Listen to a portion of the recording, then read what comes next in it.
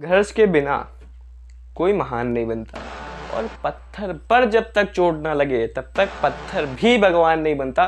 तो इसी शानदार मोटिवेशनल कोट के साथ आज का लेक्चर शुरू करने की बारी आ चुकी है। आज मैं पढ़ना सॉल्ट्स के बारे में सारी चीज़ें, सॉल्ट्स के बारे में सारी चीज़ें। आज सारी चीज़ें नहीं पढ़ेंगे, वैसे 2 लेक्चर में बांटा है मैंने सॉल्ट्स को। तो सॉल्ट्स पढ़ने जा रहे हैं आज हम। तो चलिए शुरू करते हैं सॉल्ट्स।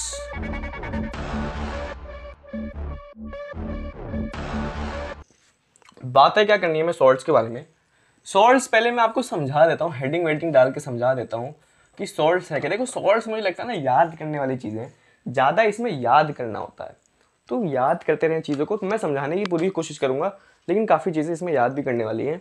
तो सॉल्ट्स के पहले मैं अगर आप डेफिनेशन बताऊँ कि सॉल्ट एक ऐसा कंपाउंड है जो तब बनता है जब किसी भी एसिड से मैं उसके हाइड्रोजन को रिप्लेस कर दूँ किसी भी मेटल के साथ। जैसे when hydrogen is replaced from an acid by a metal a compound is formed which is known as salt। जैसे एग्जांपल ज़्यादा समझ में आएंगे। जैसे एक एसिड लिया मैंने HCl, अगर मैं किसी मेटल की वजह से इस हाइड्रोजन को रिप्लेस कर दूं इस एसिड से, जैसे मान लो मैंने मेटल लिया Na।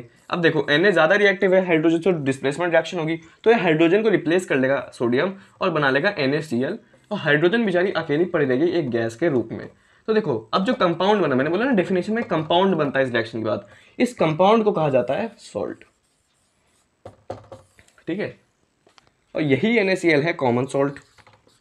मेरे ख्याल से आप सब जानते होंगे NaCl is the common salt which is used in our homes. इसी सॉल्ट को NaCl को हम, सोडियम क्लोराइड को हम यूज करते हैं अपने घरों में सॉल्ट के तौर पे। ठीक है, नमक। ठीक है, अब काफ़ी बच्चों के दिमाग में होगा क्या ऐसे ही सॉल्ट बनेगी। देखो पहली बात तो NaCl से भी बहुत सॉल्ट है। अगर मैं Na की जगह कोई भी Zn ले लेता हूँ, मान लो Zn मेटल ले लेता हूँ, तो ZnCl बन जाएगा। ठीक है, तो दूसरी सॉल्ट बन जाएगी। तो सॉल्ट बहुत सारी हो सकती है, लेकिन तरीके मेरे ख्याल से 2 पॉपुलर तरीके हैं। एक तो ये वाला तरीका, किसी भी मेटल और एसिड की वजह से अगर मैं सॉल्ट बना लूँ। एक दूसरा तरीका है, अगर देखो न्यूट्रलाइजेशन रिएक्शन आपको पता है ना, acid plus base salt plus water, उसमें भी सॉल्ट बनती है। तो न्यूट्रलाइजेशन रिएक्शन का अगर मैं केस लूँ, जैसे acid plus base, HCl acid है, NaOH बेस है।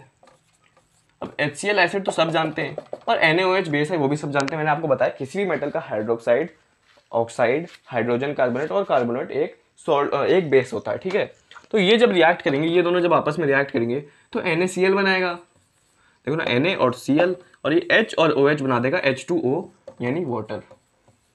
तो यहाँ से भी हमें एक सॉल्ट मिल सकती है, और ये वही सॉल्ट है NaCl। तो 2 तरीके हैं आपके पास, एक तो किसी एसिड से किसी मेटल को रिएक्ट करवा तो सॉल्ट मिलेगी, और किसी बेस से एसिड को रिएक्ट करवा तो सॉल्ट मिलेगी। और भी काफ़ी तरीके हैं, लेकिन ये दोनों पॉपुलर तरीके, और इसी से बच्चों को मुझे लगता है अच्छे समझ में आता है सॉल्ट की पूरी कहानी।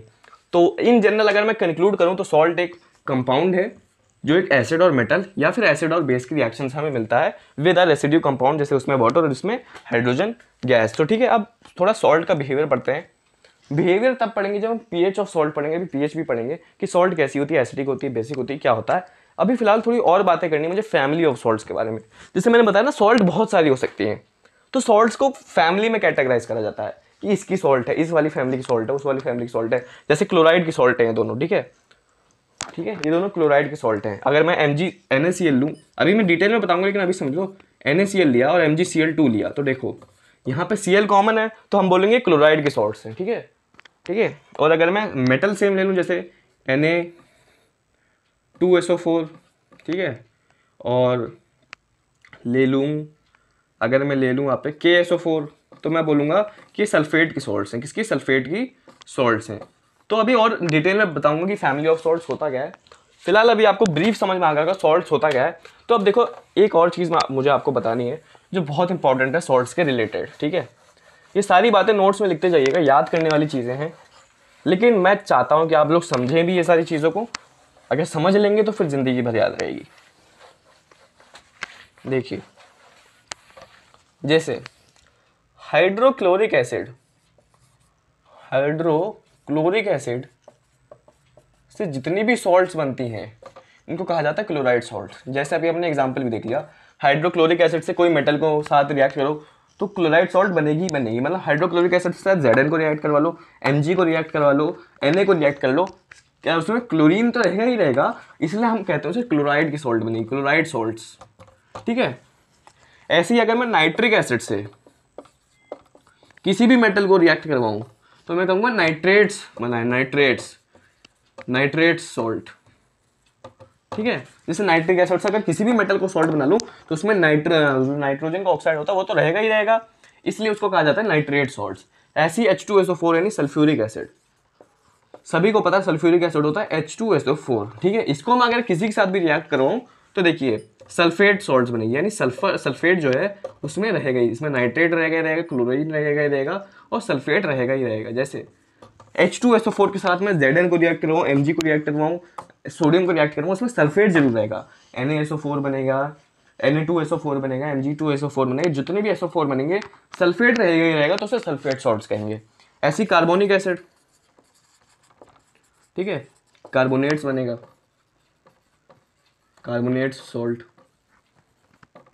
ऐसे ही एसिटिक एसिड, एसिटेट्स, एसिटेट्स सॉल्ट, एसिटेट्स सॉल्ट्स।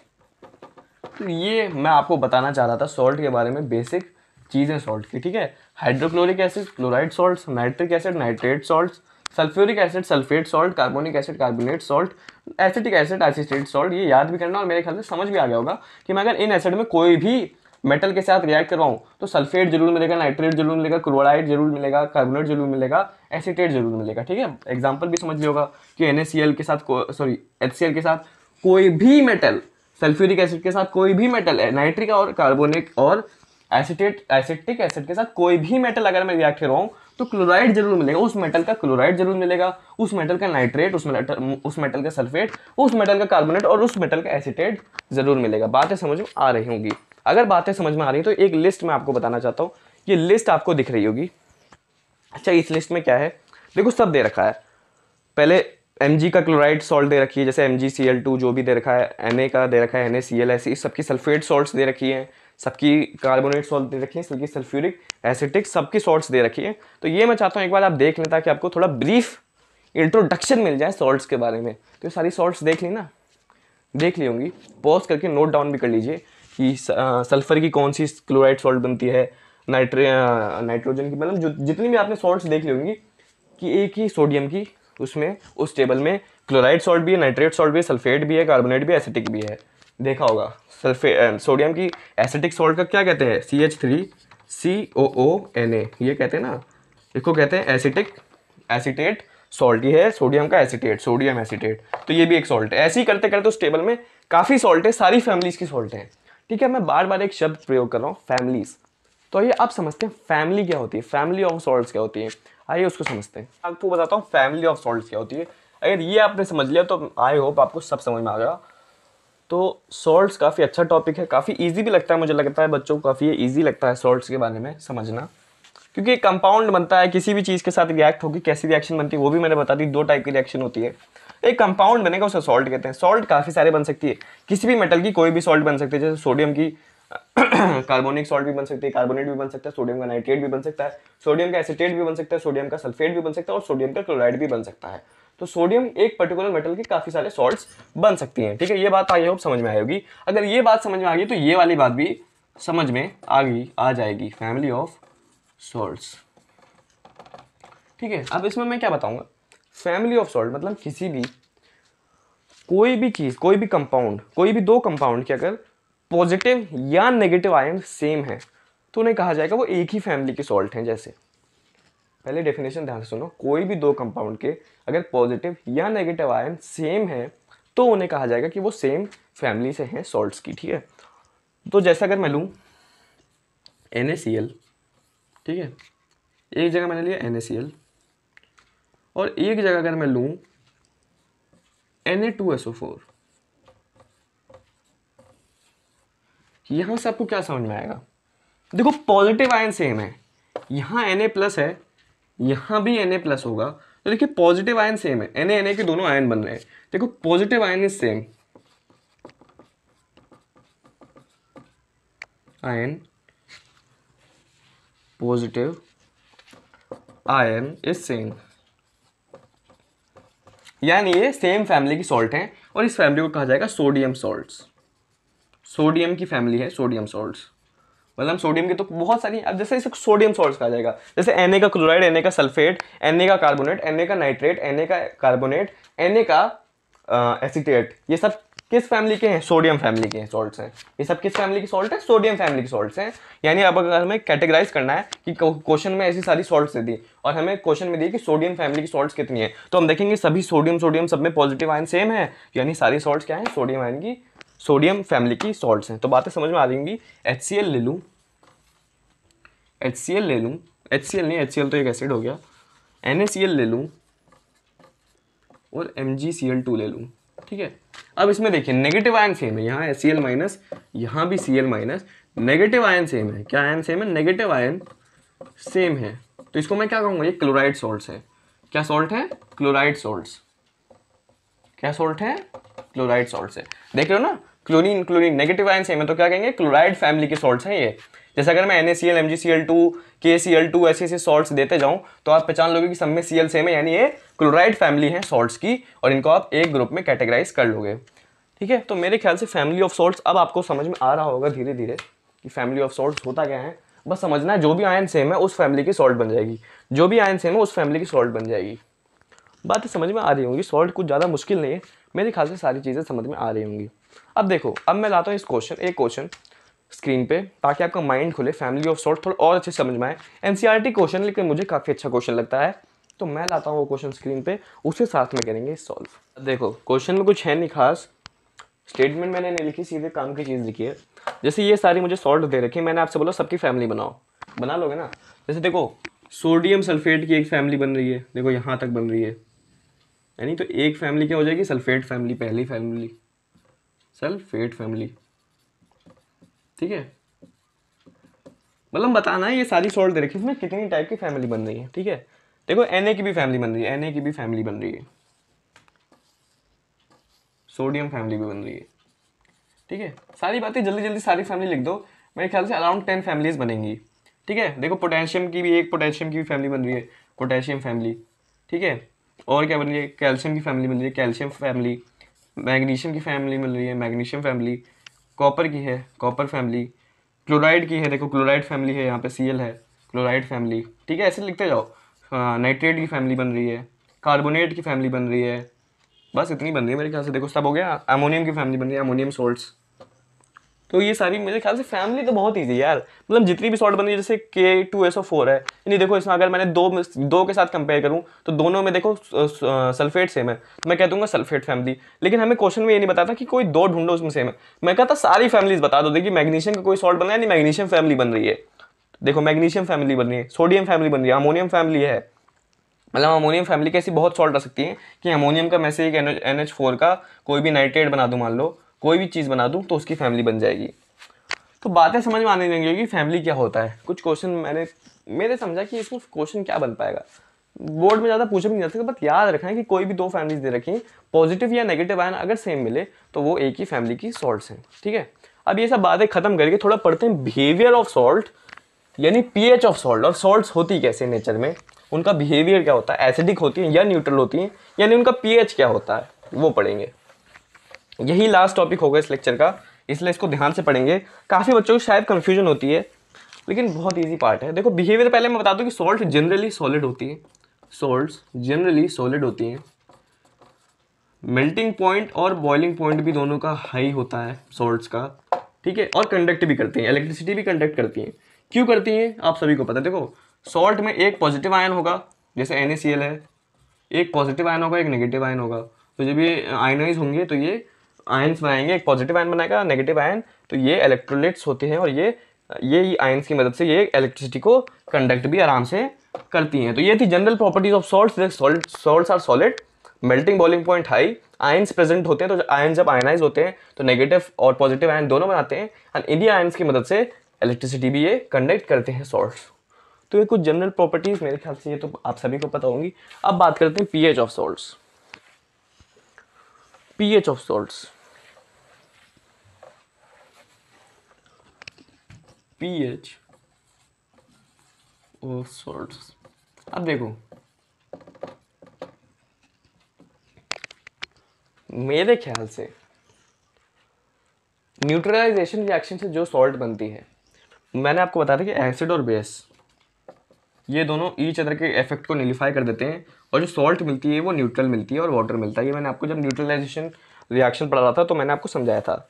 यानी जितनी भी सॉल्ट मुझे न्यूट्रलाइजेशन रिएक्शन से मिलेंगी वो तो पक्का पक्का न्यूट्रल मिलेंगी, लेकिन वही एक कारण नहीं होता। देखो कभी कभी न्यूट्रलाइजेशन रिएक्शन में भी एक स्ट्रॉन्ग एसिड होता है, कभी कभी एक वीक एसिड ले लेता हूँ मैं, तब भी तो देखो स्ट्रॉन्ग और वीक से न्यूट्रलाइजेशन रिएक्शन का क्या मतलब। मैंने अगर स्ट्रॉन्ग एसिड ले लिया, HCl ले लिया, और यहीं पे वीक बेस ले लिया, ठीक है, तो वो दोनों तो रिएक्ट होंगे और सॉल्ट प्लस वाटर बनाएंगी, लेकिन इस रिएक्शन में ये तो पता ही नहीं हमें कि एक स्ट्रॉन्ग एक वीक है। तो इस हिसाब से पीएच ऑफ सॉल्ट कुछ भी हो सकता है, न्यूट्रल भी हो सकता है। न्यूट्रल तब होगा वो भी बताऊंगा, स्ट्रॉन्ग कब होगा मतलब एसिडिक कब होगा वो भी बताऊंगा, और बेसिक कब होगा ये भी बताऊंगा। लेकिन जो अभी बात यहाँ याद रखने वाली वो है NaCl जो NaCl है वो होती है न्यूट्रल, यानी उसका pH होता है 7। ये बात अभी यहाँ से आपको याद हो जानी चाहिए। क्यों होती है वो भी बताऊंगा जब धीरे धीरे डिटेल में जाएंगे, लेकिन अभी जो फिलहाल मैं चाहता हूँ आप बात याद कर लें, वो जो कॉमन सॉल्ट है NaCl वो होती है न्यूट्रल, उसका pH होता है 7, ठीक है। अब मैं आपको बताता हूँ कैसे कुछ सॉल्ट एसिडिक होती हैं और कैसे कुछ सॉल्ट्स बेसिक होती हैं, ठीक है।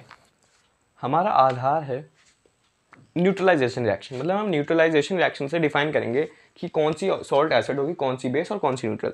देखो जब पहला केस मैं लूँ, यहाँ पे 3 केस बनते हैं। जब मैं पहला केस लूँ, आप सबने पढ़ भी रखा होगा, जब मैं एक स्ट्रॉन्ग एसिड और एक स्ट्रॉन्ग बेस को न्यूट्रलाइजेशन रिएक्शन में ऐड करूँ तो मुझे हमेशा जो सॉल्ट मिलेगी वो मिलेगी न्यूट्रल।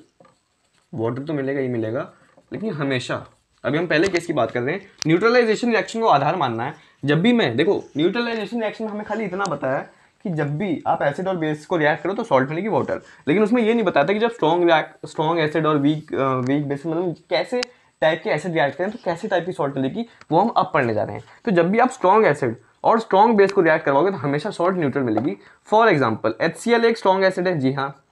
NaOH एक स्ट्रॉन्ग बेस है, जी हाँ। तो यहाँ से तो सॉल्ट मिलेगी NaCl, जैसे मैंने आपको बताया ना, NaCl एक न्यूट्रल सॉल्ट होती है। इसी कारण न्यूट्रल सॉल्ट होती है क्योंकि ये जो NaCl की सॉल्ट है वो एक स्ट्रॉन्ग एसिड और एक स्ट्रॉन्ग बेस की न्यूट्रलाइजेशन रिएक्शन से बनती है, इसलिए ये न्यूट्रल होती है। एक और एग्जांपल लूँ मैं अगर आपका KOH एक बेस है, ठीक है, और KOH एक बेस और सल्फ्यूरिक एसिड लूँ। देखो सल्फ्यूरिक एसिड एक स्ट्रॉन्ग एसिड है और KOH एक स्ट्रॉन्ग बेस है, तो इनकी रिएक्शन मुझे मिलता है K2SO4, सोडियम पोटेशियम का सल्फेट। ये भी एक न्यूट्रल सॉल्ट है क्योंकि एक स्ट्रॉन्ग एसिड और स्ट्रॉन्ग बेस से बनी है, तो ये भी एक न्यूट्रल सॉल्ट है, साथ में बनेगा वाटर। तो बातें समझ में आ रही होंगी, पहला केस समझ में आ गया होगा। अगर मैं पहले केस को कंक्लूड करूँ तो मैं ये बोलूँगा, जब भी एक स्ट्रॉन्ग एसिड और स्ट्रॉन्ग बेस न्यूट्रलाइजेशन रिएक्शन में भाग लेते हैं तो एक न्यूट्रल सॉल्ट मिलती है प्लस वाटर मिलता है। तो बात समझ में आ गई होगी, यानी काफ़ी सारे सॉल्ट्स का जो pH है वो न्यूट्रल भी हो सकता है। और कब न्यूट्रल होगा? तब न्यूट्रल होगा जब एक स्ट्रॉन्ग बेस और एक स्ट्रॉन्ग एसिड आपस में रिएक्ट करेंगे और वाटर बनाएंगे। तो बातें समझ में आ गई होंगी। अगर बातें समझ में आ गई होंगी तो टाइम है दूसरा केस लेने का। आइए देखते हैं दूसरा केस क्या कहता है। मैं आपको बताऊं अगर दूसरे केस के बारे में, तो देखिए दूसरा केस कहता है जब मैं एक स्ट्रॉन्ग एसिड लूं मगर वीक बेस लूं। स्ट्रॉन्ग एसिड तो मैंने लिया लेकिन वीक बेस लिया, तो यहाँ जो सॉल्ट मिलेगी, क्योंकि हमने स्ट्रॉन्ग एसिड लिया था तो ये सॉल्ट कहीं ना कहीं एसिडिक नेचर दिखाएगी, यानी इसका pH कहीं ना कहीं 7 से कम होगा और साथ में बनाएगा H2O यानी वाटर। अब एग्जांपल लेते हैं। अगर मैं एग्जांपल बोलूँ कि मैं स्ट्रॉन्ग एसिड लूँ, स्ट्रॉन्ग एसिड HCl मान लो मैंने ले लिया, ठीक है, और लेकिन एक वीक बेस लूँ। अब आप सबको ये याद करने वाली चीज़ है कि NH4OH यानी अमोनियम का हाइड्रोक्साइड जो होता है वो एक वीक बेस होता है। तो देखो सॉल्ट तो बनेगी, रिएक्शन तो होगी ही होगी। NH4 का Cl बनेगा, अमोनियम क्लोराइड सॉल्ट बनेगी, ठीक है, और साथ में वाटर मिलेगा। लेकिन क्योंकि एक एसिड स्ट्रॉन्ग था और यहाँ पे वीक जो बेस है वो वीक था, तो जो सॉल्ट मिली थी वो कहीं ना कहीं स्ट्रॉन्ग एसिड की मदद से मुझे एसिडिक नेचर की मिली, यानी जो सॉल्ट सोल्यूशन है वो क्या है, एसिडिक। तो इसका जो pH होगा वो 7 से कम होगा। यानी हम अब दो चीज़ें कंक्लूड कर सकते हैं, कुछ सॉल्ट्स का pH न्यूट्रल होगा, कुछ सॉल्ट्स का pH 7 से कम भी होगा। और अब जब हम थर्ड केस पढ़ेंगे तो आपको ये भी पता चल जाएगा कि कुछ सॉल्ट्स का जो pH है वो 7 से ज़्यादा भी हो सकता है। आइए पढ़ते हैं वो केस क्या कहता है। वो केस भी सिंपल सा है, आप लोगों ने गेस भी मार लिया होगा। अरे भैया एक बार दोनों स्ट्रॉन्ग लिया, एक बार एक स्ट्रॉन्ग एसिड लिया था और एक वीक बेस लिया था, तो जस्ट इसका तीसरे केस में उल्टा कर दो। भैया जी एक बार आप वीक एसिड ले लो और स्ट्रॉन्ग बेस ले लो तो पता चल जाएगा सॉल्ट और वाटर तो बनेगा ही बनेगा। लेकिन यहाँ जो सॉल्ट मिलेगा, क्योंकि हमने स्ट्रॉन्ग बेस लिया था, तो ये सॉल्ट कहीं ना कहीं बेसिक नेचर की होगी, बेसिक सोल्यूशन होगा और इसका पीएच 7 से ज़्यादा होगा, 7 और 14 के रेंज में होगा। अब अगर मैं एग्जांपल दूं इसका, अगर मैं एक स्ट्रॉन्ग बेस लूँ और वीक एसिड, देखो वीक एसिड हम सबको पता है कार्बोनिक एसिड है कि वीक एसिड है। कार्बोनिक एसिड का फॉर्मूला H2CO3, ठीक है। और काफ़ी लोगों को नाइट्रिक एसिड का फॉर्मूला नहीं पता होता है HNO3, और एसिटिक एसिड का फॉर्मूला होता है CH3COOH, ठीक है। तो ये सारे फॉर्मूलाज आपको याद होने चाहिए। HCl और H2SO4 तो कॉमन सी चीज़ है, वो सबको याद होता है, लेकिन कार्बोनिक एसिड का फॉर्मूला ये, एसिटिक एसिड का ये और नाइट्रिक एसिड का ये फॉर्मूला आपके दिमाग में होना चाहिए। तो देखो स्ट्रॉन्ग, मैंने वीक एसिड ले लिया H2CO3, कार्बोनिक एसिड बार बार बता चुका हूँ वीक एसिड है। स्ट्रॉन्ग बेस में मैंने मान लो NaOH ले लिया, सबको पता है सोडियम हाइड्रोक्साइड एक बहुत ही ज़्यादा स्ट्रॉन्ग बेस है। तो जो रिएक्शन होगी, देखो ये और ये आपस में सॉल्ट बनाएंगे, यानी Na2CO3 बनेगी। Na2CO3 यानी सोडियम का कार्बोनेट बनेगा, ये एक सॉल्ट है और साथ में वाटर बनेगा ही बनेगा। अब क्योंकि स्ट्रॉन्ग बेस था, क्योंकि जो बेस है वो स्ट्रॉन्ग था, इसलिए जो सॉल्ट है वो कहीं ना कहीं बेसिक होगी, बेसिक सोल्यूशन बनेगा। ये सॉल्ट कहीं ना कहीं बेसिक होगी नेचर में, और इसका पीएच 7 से 14 के रेंज में लाई करेगा, क्योंकि ये बेसिक है। तो अब मेरे ख्याल से पीएच ऑफ सॉल्ट्स के बारे में आपको जानकारी मिल गई होगी कि काफ़ी सारी सॉल्ट्स बेसिक होती हैं, काफ़ी एसिडिक होती हैं और काफ़ी न्यूट्रल होती हैं। क्यों होती हैं वो हमने 3 केसेस के रूप में पढ़ लिया है। तो पीएच ऑफ सॉल्ट्स यहीं कंप्लीट होता है। अब अगर आपके पास क्वेश्चन आए तो आप पहचान लेंगे कौन सी रिएक्शन दे रखी, कौन से इसमें स्ट्रॉन्ग बेस है, कौन सा स्ट्रॉन्ग एसिड है, तो आप पहचान लेंगे इस सॉल्ट का पीएच क्या होगा। ठीक है ना, पीएच आपका क्लियर है, आप पीएच क्या होता है आपको पता है, और सॉल्ट्स का क्या पीएच होता है ये भी आपको आज के लेक्चर में पता चल गया। तो मैं इस लेक्चर को एंड करूंगा एक बहुत ही बेसिक जानकारी के साथ। थोड़ी बात कर लेते हैं कॉमन सॉल्ट के बारे में, NaCl के बारे में थोड़ी बातें आइए कर लेते हैं। ठीक है, अब आप लोग बोल रहे होंगे कि क्वेश्चंस नहीं करवाए सर, तो जो क्वेश्चंस है ना वो अगले लेक्चर में होंगे। अभी सॉल्ट कंप्लीट नहीं हुआ है, सॉल्ट कंप्लीट होगा जब हम टाइप्स ऑफ सॉल्ट्स पढ़ेंगे, मतलब यूजेस ऑफ सॉल्ट्स में जो आता है कि केमिकल सॉल्ट्स क्या होती है जो केमिकल इंडस्ट्री से मिलती हैं, जैसे वॉशिंग सोडा, बेकिंग सोडा, ये सारी चीज़ें जब हम पढ़ेंगे तब मैं क्वेश्चंस भी करवाऊंगा, क्योंकि उस पार्ट से अच्छे अच्छे क्वेश्चंस बनते हैं। तो फिलहाल आज क्वेश्चंस नहीं रहने देते हैं, आज की थ्योरी को एक NaCl के साथ एंड करेंगे। NaCl एक कॉमन सॉल्ट है, आज के बाद आपको याद होनी चाहिए। अगर आपसे कोई भी पूछे कि घरों में जो सॉल्ट यूज़ करते हैं उसका फॉर्मूला क्या होता है, तो आप बोलेंगे सोडियम क्लोराइड, यानी NaCl वो कॉमन सॉल्ट यानी नमक जो हम घर में यूज़ करते हैं। ठीक है, सभी को पता भी होता है ये। अब देखो NaCl ना किस रिएक्शन से मिलती है, ये भी काफ़ी इंपॉर्टेंट चीज़ है। जब स्ट्रॉन्ग एसिड यानी HCl और स्ट्रॉन्ग बेस यानी NaOH रिएक्ट करते हैं तो एक न्यूट्रल सॉल्ट यानी NaCl यानी कॉमन सॉल्ट यानी जो घरों में नमक हम यूज़ करते हैं वो मिलता है, और साथ में वाटर मिलता है। तो इस रिएक्शन से हमें NaCl मिलती है। अब अगर देखें प्रैक्टिकली NaCl को कैसे हम ऑब्टेन कर सकते हो, तो सी